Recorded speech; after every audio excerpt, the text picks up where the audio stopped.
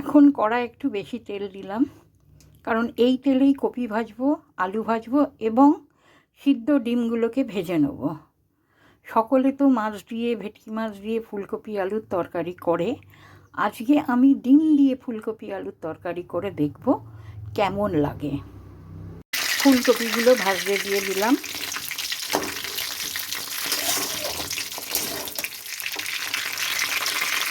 Gas কমিয়ে দিয়ে ধীরে ধীরেই ভাজবো।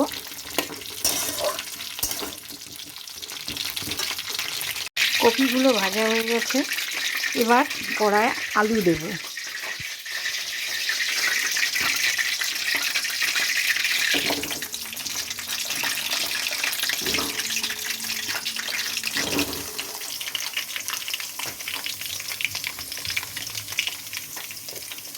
আলুর উপর একটু হলুদ দেব,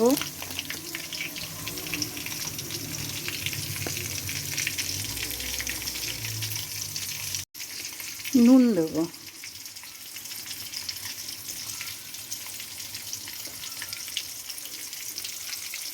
দিয়ে আলুগুলোকে একটু ভেজে ভাজা ভাজা করে নেব।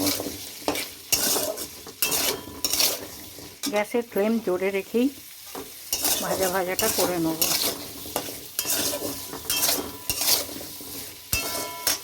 আলুগুলো ভাজার পর এইবার আমি ডিমটা ভাজতে দিয়েছি একটু হলুদ আর নুন দিয়ে। কড়াই পেঁয়াজ, তেজপাতা সব দিয়ে হালকা করে ভেজে নিচ্ছি।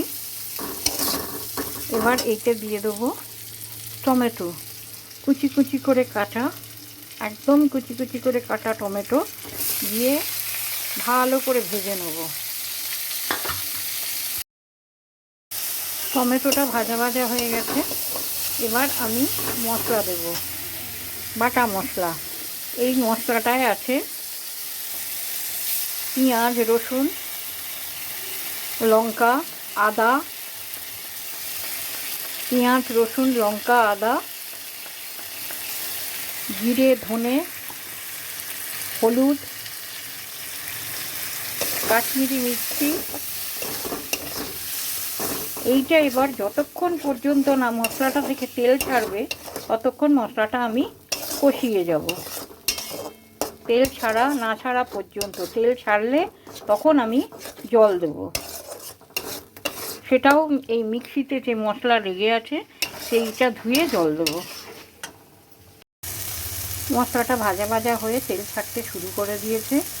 এইবার আমি জল দেব, দিয়ে আরও খানিকটা মশলাটাকে কষবো। দেব নুন, কারণ আলু, কপি এবং ডিমটা ভাজার সময় যেহেতু নুন আমার দেওয়া ছিল, এখন খুব সামান্য 1 চামচের মতো নুন দিলাম।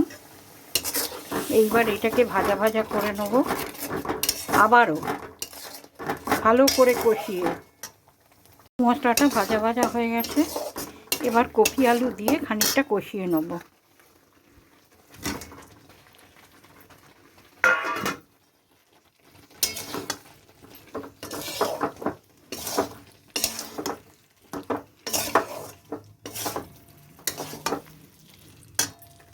কপি আলু দিয়ে কষানো হয়ে গেছে, এইবার আমি এতে জল ঢেলে দেবো।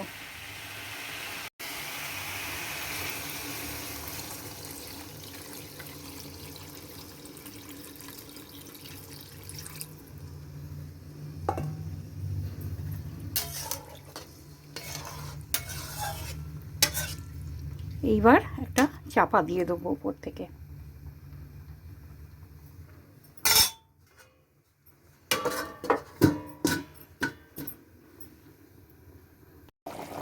আলু, কপি ফুটছে মশলা সমেত। এইবার একটু নেড়ে দেখবো আলু সেদ্ধ হয়েছে কিনা, কপি সেদ্ধ হয়েছে কিনা।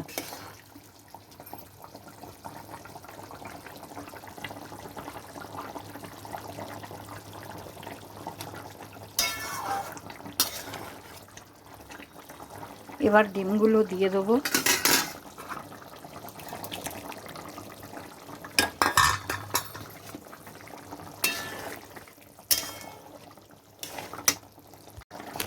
এইবার একটু গরম মশলা দেব।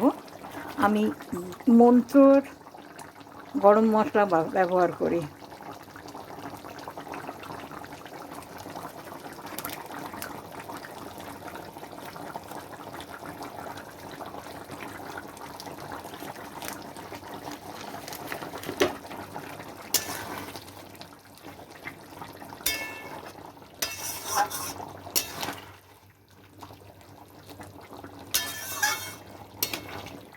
খেতে কেমন হবে জানি না, গন্ধ কিন্তু দারুণ ছেড়েছে।